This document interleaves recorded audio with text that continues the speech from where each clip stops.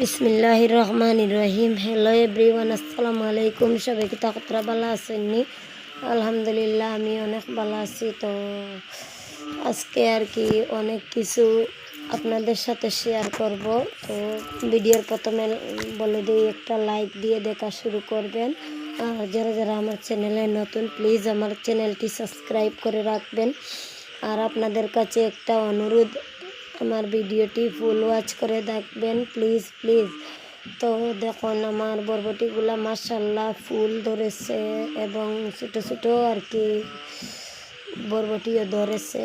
তো দেখুন, ওর পাতাগুলো আর কি কী জানি একটা পোকা খেয়েছে। এখন পর্যন্ত ও কোনো ঔষধ দেওয়া হয়নি, প্লাস কোনো সারও দেওয়া হয়নি আর কি। আর এখানে দেখুন পাট শাকের বাগান, মাশাআল্লাহ অনেক সুন্দর হয়েছে। 2-3 দিন রান্না করে খেয়েছিও। আর এখানে ডাটাও আছে।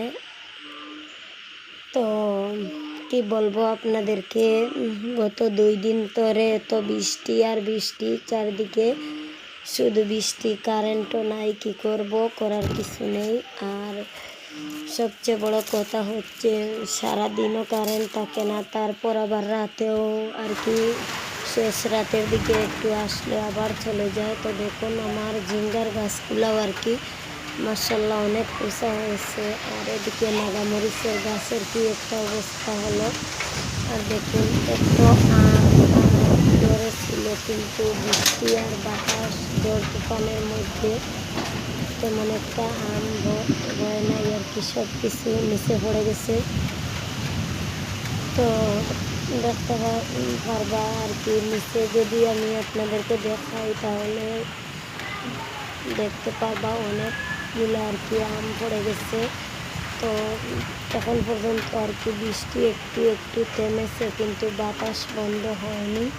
2 দিন থেকে আমাদের এখানে চার্জের খুব অভাব, মোবাইল চার্জ দেওয়া যাচ্ছে না, অনেক কষ্ট করে চার্জ দিচ্ছি আর কি। তো দেখুন, এটা হচ্ছে আমার বাড়ির উপরের দৃশ্য। তো তারপর আর কি অনেক ঝড় তুফান তো দিয়েছিল। এই পুঁই শাকের গাছগুলো অনেক ভারী হয়, এই জন্য সবগুলো ভেঙে গিয়েছে।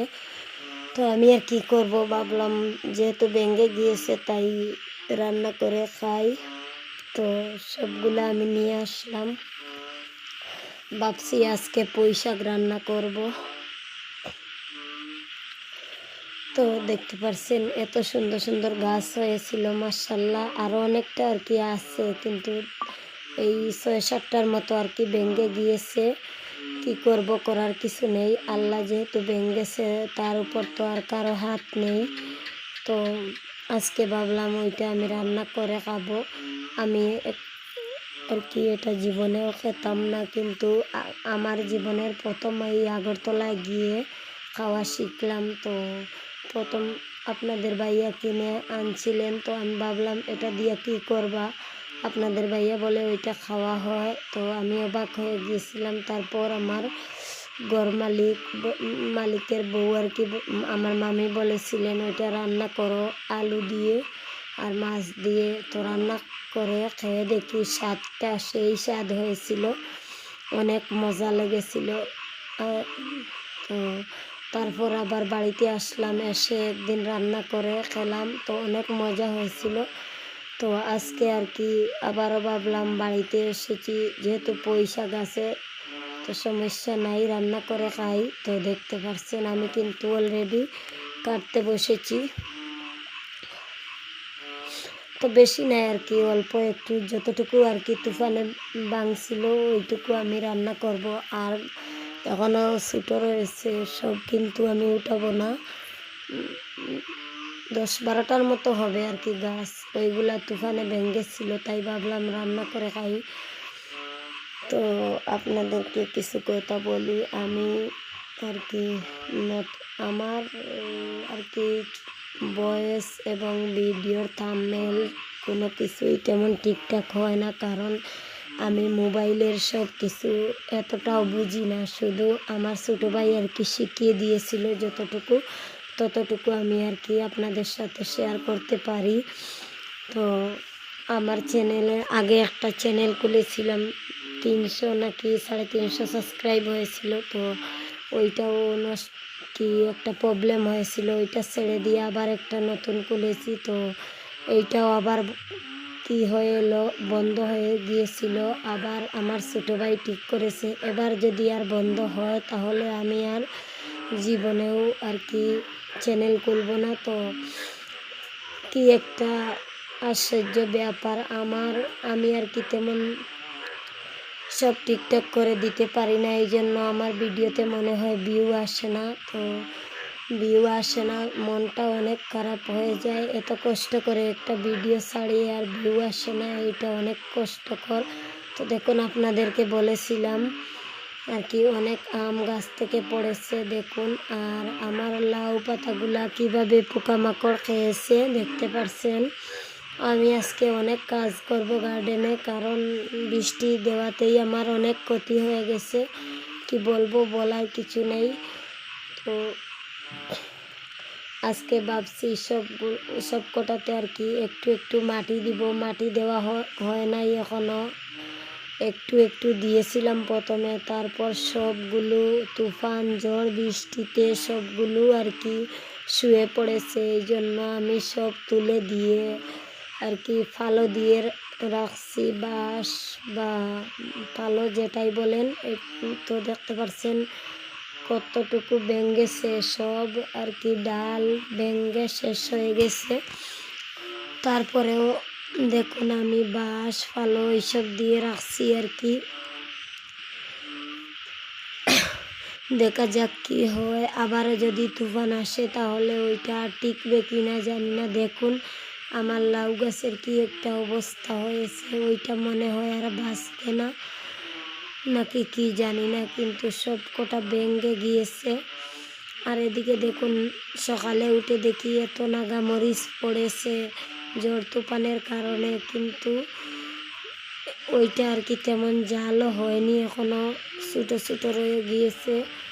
তারপরেও তুফানে পড়ে গেছে, কি করব, করার কিছু নেই।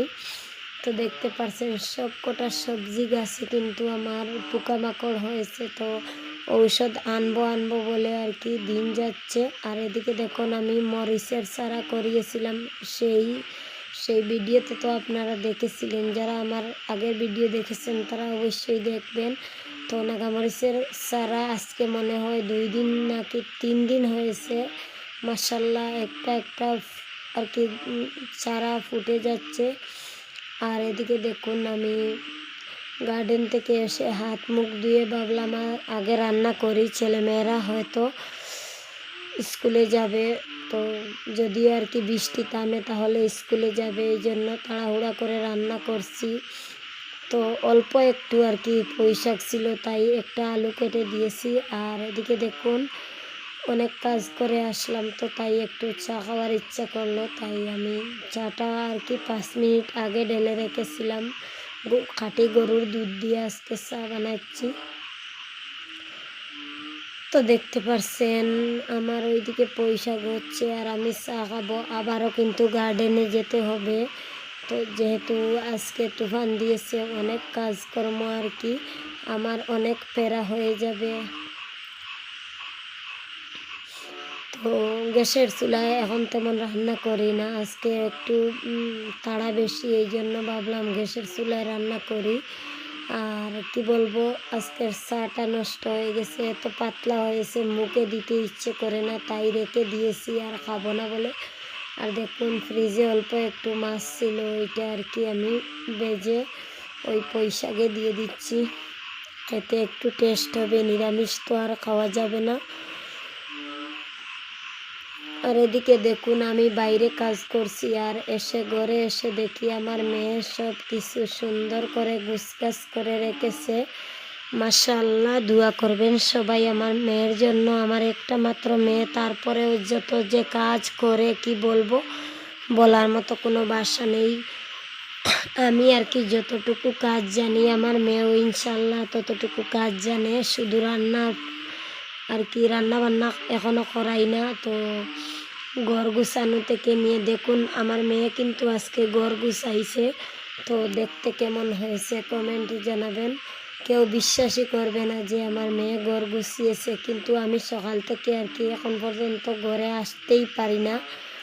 এসে দেখি পুরা ঘর গুছানো হয়ে গেছে, আবার বালতিতে পানি নিয়ে আসা হয়েছে, আমার মেয়ে নিয়ে আসছে আর কি ঘর মুছবে বলে। তাই আমি মানা করেছি, তারপরেও সে জোর করছে, ভাবলাম করুক, সমস্যা নাই। আর এদিকে দেখতে পাচ্ছেন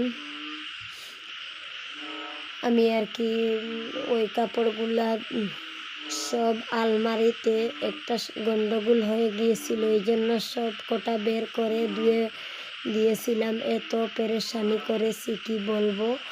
ওইটাতে আর কি একটু পিঁপড়ে এসেছিল, সব ঝাড় দিয়ে আবারও আলমারিতে ঢুকাবো বলে সব বের করেছি। যেটা একটু নোংরা হয়েছিল সেটা ধুয়ে পরিষ্কার করে বাঞ্চ করে রাখলাম, আর যেটা ধোয়ার প্রয়োজন হয়নি সেটা আর কি রেখে দিয়েছি। তো কি করব, করার কিছু নেই, যেহেতু কাজ করতে হয় সেটা তো আর না করে পারবো না। আর এদিকে দেখুন সব কটা বেডশিট আর কি এক করে ভাবছি আলাদা রাখবো, কারণ বেডশিট আনতে গেলে আলমারির অনেক কাপড়গুলো আর কি বের হয়ে আসে, এই জন্য ভাবছি আলাদা রেখে দিব। তো দেখতে পাচ্ছেন এই দুইটা বেডশিট, এই দুইটা না সরি, এখানে 4টা বেডশিট হচ্ছে, সাদাটা বাদ আর কি। ওই সব 4টা বেডশিট আমি আগরতলা থেকে নিয়ে আসছি, 4টা না, এই নিচেরটা তার উপরেরটা সাদা।